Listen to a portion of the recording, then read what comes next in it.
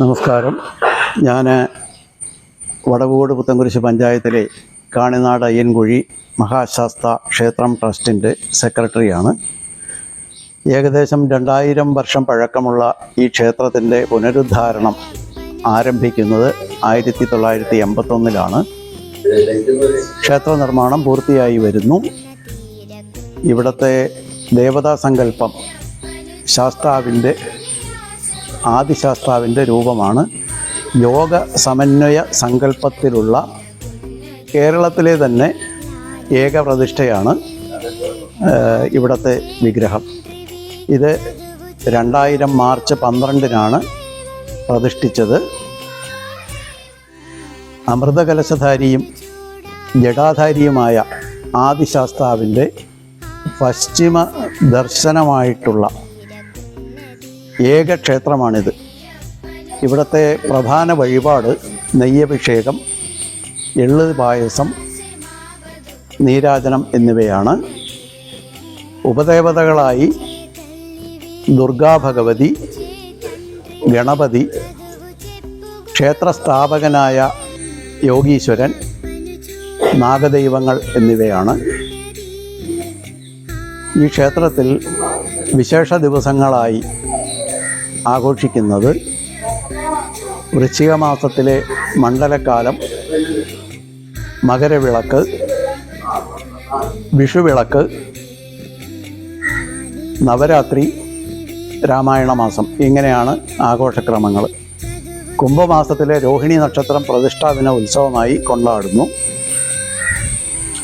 മകരവിളക്കിന് അമ്പലമേട് ഹരിമറ്റം ശിവക്ഷേത്രത്തിൽ നിന്ന് തിരുവാഭരണ ഘോഷയാത്ര നടത്തി വരുന്നു. മകരവിളക്കിന് എല്ലാ വർഷവും 1000-ലധികം ഭക്തജനങ്ങൾ നെയ്യഭിഷേകം നടത്തുന്ന ഒരു രീതിയും നിലവിലുണ്ട്. നവരാത്രി കാലഘട്ടങ്ങളിൽ നവഗ്രഹ ക്ഷേത്രം നശിച്ചുപോയ ഒരു സ്ഥലം തിരിച്ച് നവഗ്രഹ ക്ഷേത്രം സ്ഥാപിക്കുന്നത് വരെ ഒരു നാടിൻ്റെ പ്രാർത്ഥനയായിട്ട് തന്ത്രിയുടെ നേതൃത്വത്തിൽ നവഗ്രഹ പൂജ നടത്തി വരാറുണ്ട്. ഉത്സവകാലത്തോട് അനുബന്ധിച്ച് 1983 ശ്രീ മാതാ അമൃതാനന്ദമയി ദേവി തുടങ്ങി വെച്ച അന്നദാനം ഇന്നും അഭംഗുരം നടന്നു വരുന്നു. ക്ഷേത്രത്തിൻ്റെ പ്രത്യേകതകൾ 18 പടികളുള്ള കേരളത്തിലെ ചുരുക്കം പുരാതന ശാസ്താക്ഷേത്രങ്ങളിൽ ഒന്നാണിത്. കഴിഞ്ഞ ശബരിമല തീർത്ഥാടന കാലത്തുണ്ടായ അനിയന്ത്രിതമായ തിരക്കിൻ്റെ സന്ദർഭത്തിൽ അനേകം ഭക്തജനങ്ങൾ ഇവിടെ വന്ന് പടി കയറി അഭിഷേകം ചെയ്ത് ദർശനം ചെയ്ത് മടങ്ങുന്ന ഒരു സംഭവവും നിലവിലുണ്ട്. വളരെ പുരാതന കാലത്ത് ഇവിടെ ഇരുമുടിയുമായിട്ട് വന്ന് ഭക്തജനങ്ങൾ ദർശനം ചെയ്യാറുണ്ടായിരുന്നു എന്നതാണ് നാട്ടിലെ പഴയ ആളുകളുടെ കാര്യങ്ങളിൽ നിന്നുള്ള അറിവ്. ഇത്രയും കാര്യങ്ങളാണ് ക്ഷേത്രത്തെ പറ്റിയിട്ട് നമ്മൾക്ക് പ്രാഥമികമായിട്ട് പറയാനുള്ളത്. ഈ ക്ഷേത്രത്തിൻ്റെ നിർമ്മാണ പ്രവർത്തനങ്ങളുടെ പൂർത്തീകരണത്തിലേക്ക് ഉള്ള ശ്രമങ്ങൾ നടന്നു വരുന്നു.